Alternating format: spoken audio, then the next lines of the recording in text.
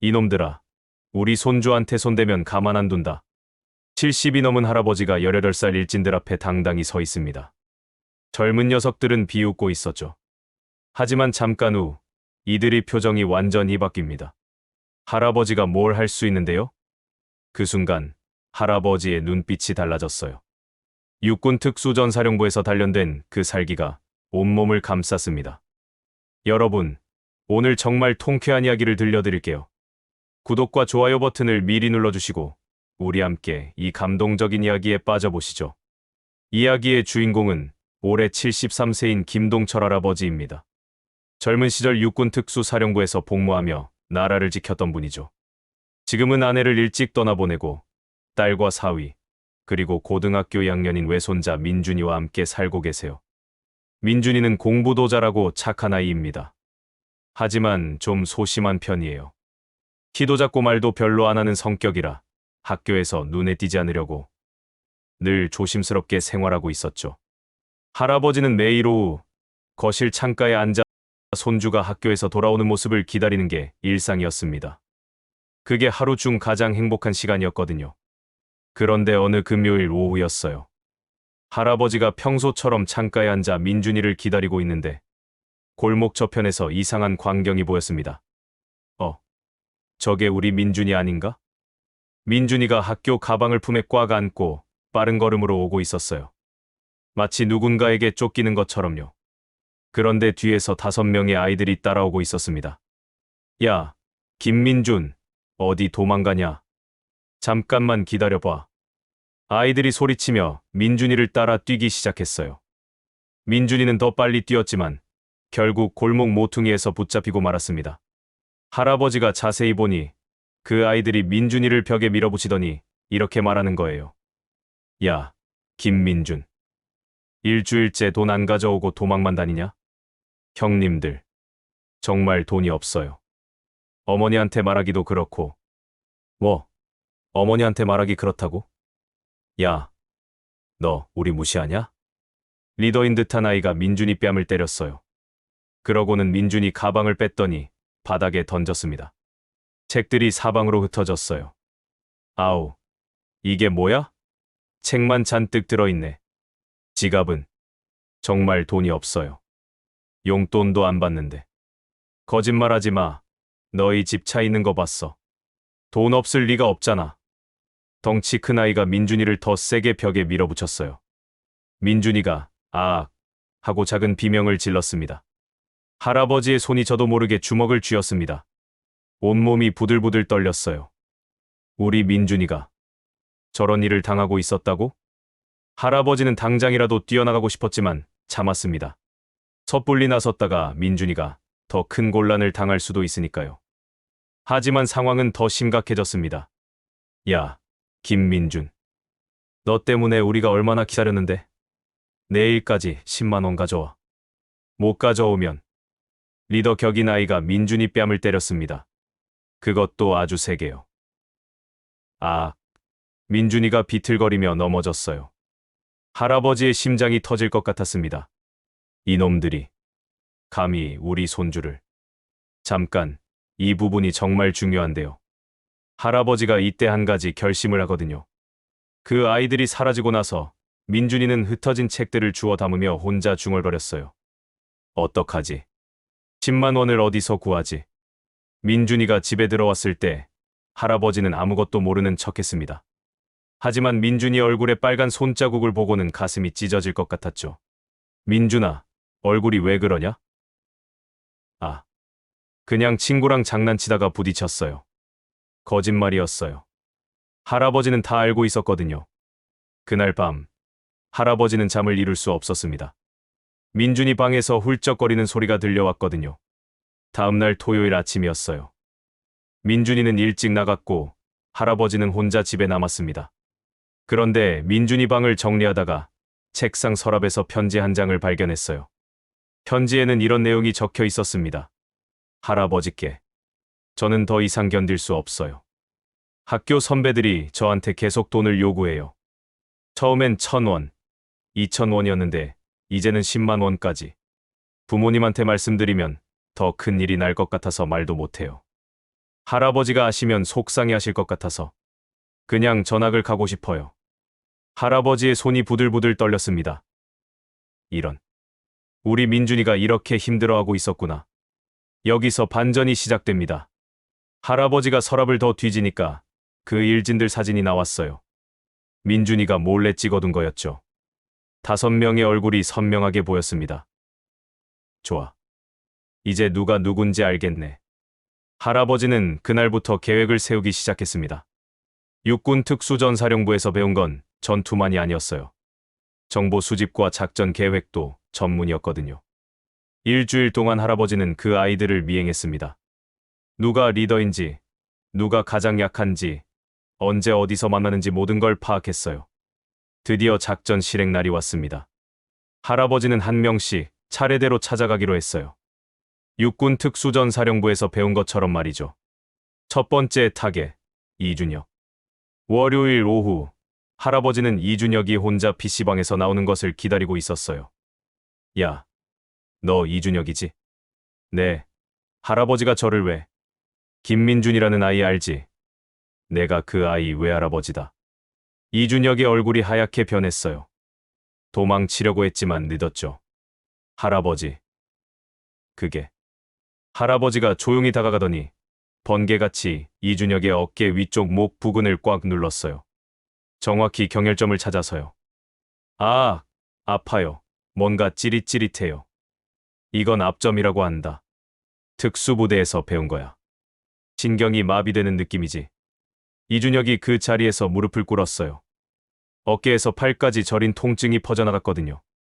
우리 손주한테 한 짓 생각하면서 아파해라.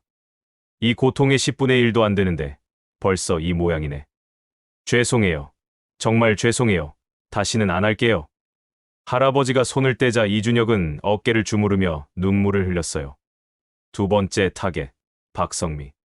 화요일, 박성민이 편의점에서 라면을 먹고 있을 때였어요. 너 박성민이구나. 할아버지가 갑자기 나타났어요. 박성민이 깜짝 놀라며 젓가락을 떨어뜨렸습니다. 할아버지가 누구세요? 김민준이 외할아버지다. 너희가 우리 손주 괴롭힌다며? 아니에요. 저는 그냥. 박성민이 일어나려 했지만 할아버지의 손이 더 빨랐어요. 박성민의 손목을 잡더니 엄지로 정확한 지점을 눌렀습니다. 아, 놓아주세요. 손목이 꺾일 것 같아요. 이건 관절기다. 조금만 더 비틀면 손목이 부러져. 하지만 그러지 않을 테니까 안심해라. 할아버지가 박성민을 테이블에 눌러앉히더니 손목을 살짝 비틀었어요. 박성민의 온몸이 경직되었습니다. 우리 민준이가 너희 때문에 얼마나 무서워했는지 아냐? 매일 밤 악몽에 시달렸어. 이제 너도 똑같이 무서워해봐라. 아, 아파요. 정말 죄송해요. 박성민은 눈물을 흘리며 사과했어요.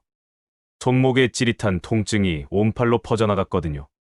세 번째 타겟, 김도현.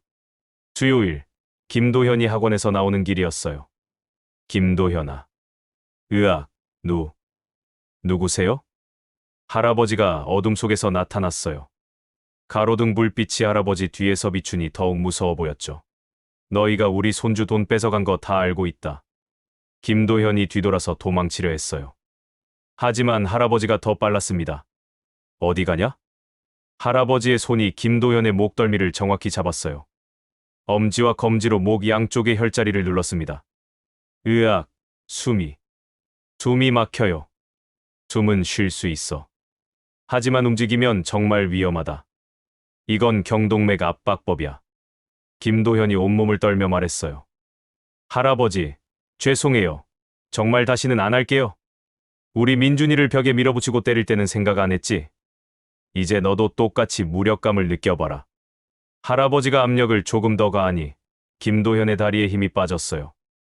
여러분은 이 상황에서 뭘 하셨을까요? 네 번째 타겟, 최민수.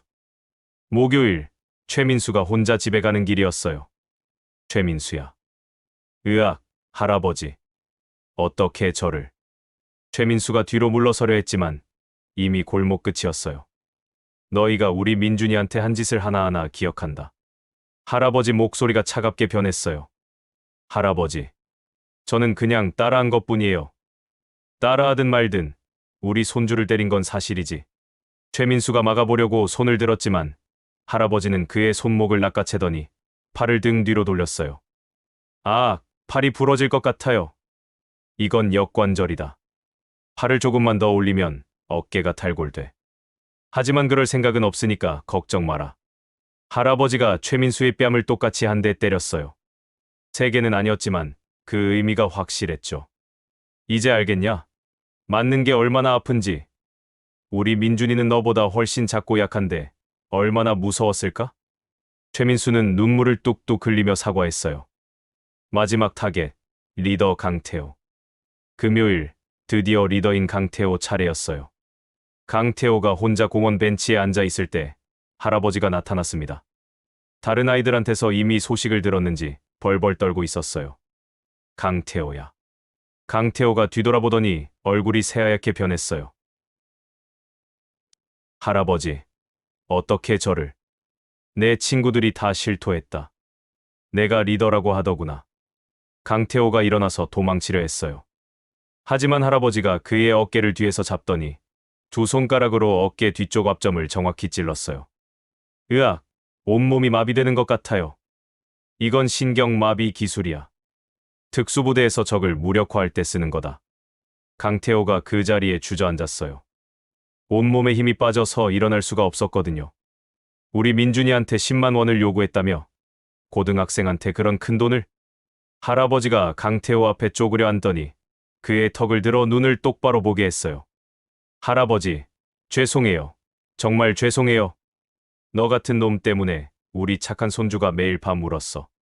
전화까지 생각했다고. 할아버지의 눈에서 차가운 살기가 느껴졌어요. 강태호는 그 순간 정말 무서웠습니다. 이제 끝이다. 내일부터 우리 민준이한테 사과하고 다시는 괴롭히지 마라. 그리고 앞으로는 민준이를 보호해주는 형이 되어라. 알겠냐? 네, 알겠습니다. 꼭 그렇게 하겠습니다.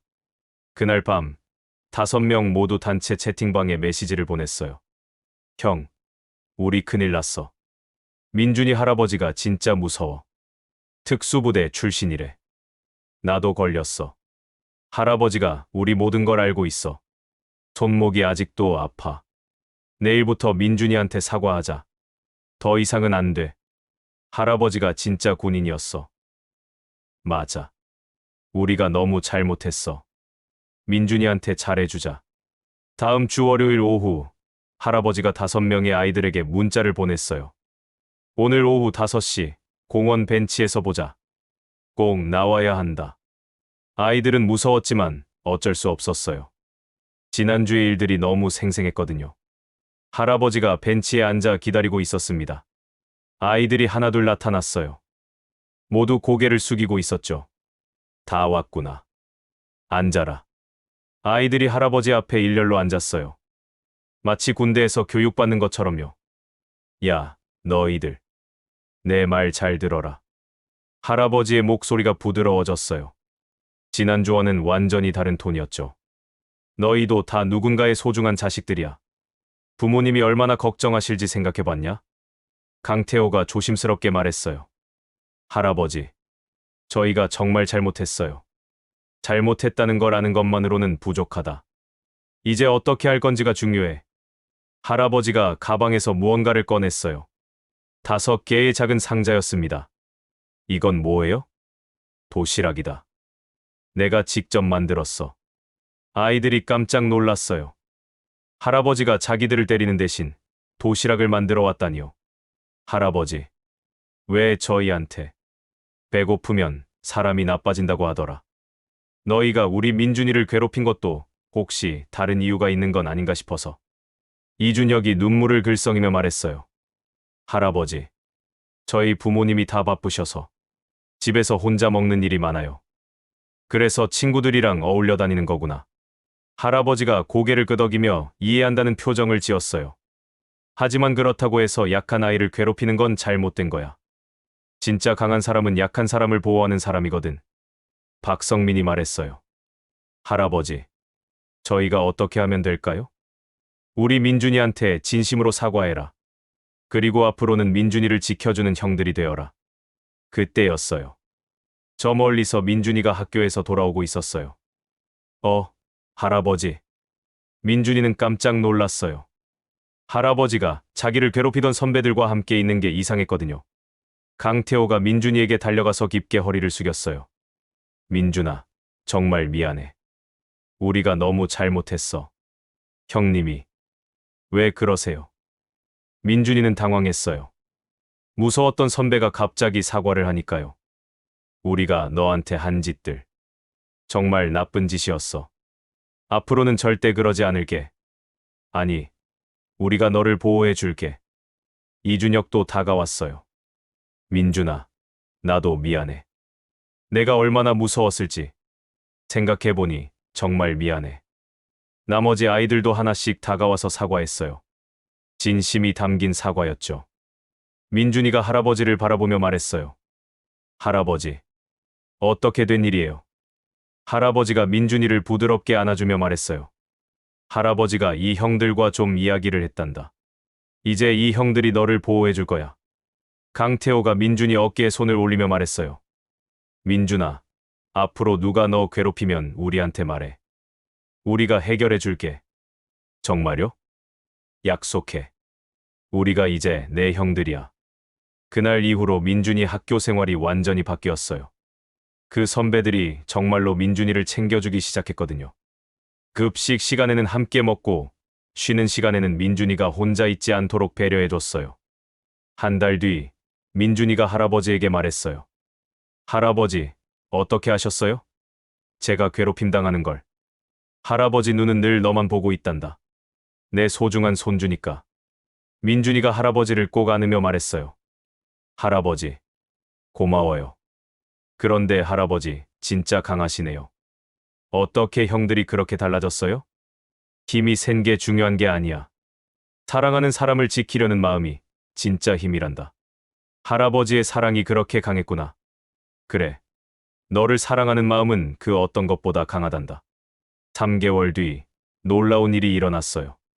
강태호가 민준이 집에 찾아온 거예요. 안녕하세요, 할아버지. 태호야. 웬일이니? 할아버지께 감사 인사를 드리러 왔어요. 그리고 이것 좀 드세요. 강태호가 케이크 상자를 내밀었어요. 내가 아르바이트해서 산 거예요. 할아버지 덕분에 제가 많이 달라졌어요. 그래. 어떻게 달라졌는데? 예전엔 그냥 화만 내고 살았는데 이제는 다른 사람 기분도 생각하게 돼요. 민준이랑 친구들을 챙겨주는 게 이렇게 기분 좋은 일인지 몰랐어요. 할아버지가 흐뭇하게 웃으며 말했어요. 그게 바로 진짜 리더야. 다른 사람을 보호하고 챙기는 사람 말이야. 민준이도 웃으며 말했어요. 태호 형은 이제 제일 든든한 형이에요. 여러분, 이 이야기에서 가장 감동적인 부분이 뭔지 아시나요?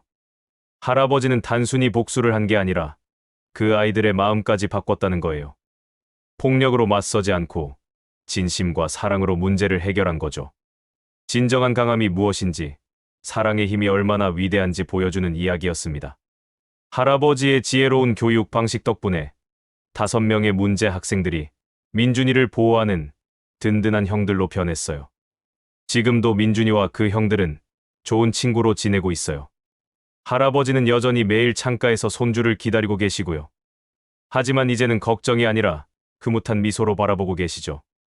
가족의 사랑이 얼마나 위대한지, 진정한 용기가 무엇인지 보여주는 이야기였습니다. 그리고 사람은 누구나 변할 수 있다는 희망적인 메시지도 담고 있어요. 여러분도 주변에 도움이 필요한 사람이 있다면 따뜻한 관심과 사랑으로 손을 내밀어 주세요. 때로는 엄격함도 필요하지만 그 속에 진심이 담겨 있다면 반드시 마음이 통하게 되어 있어요. 그것이 세상을 바꾸는 가장 큰 힘이니까요. 오늘 이야기가 마음에 드셨다면 구독과 좋아요, 그리고 댓글로 여러분의 생각을 들려주세요. 여러분도 혹시 비슷한 경험이 있으시다면 댓글로 나눠주세요. 다음에도 더 감동적이고 따뜻한 이야기로 찾아뵙겠습니다. 끝까지 시청해 주셔서 정말 고맙습니다. 여러분 모두 행복하세요.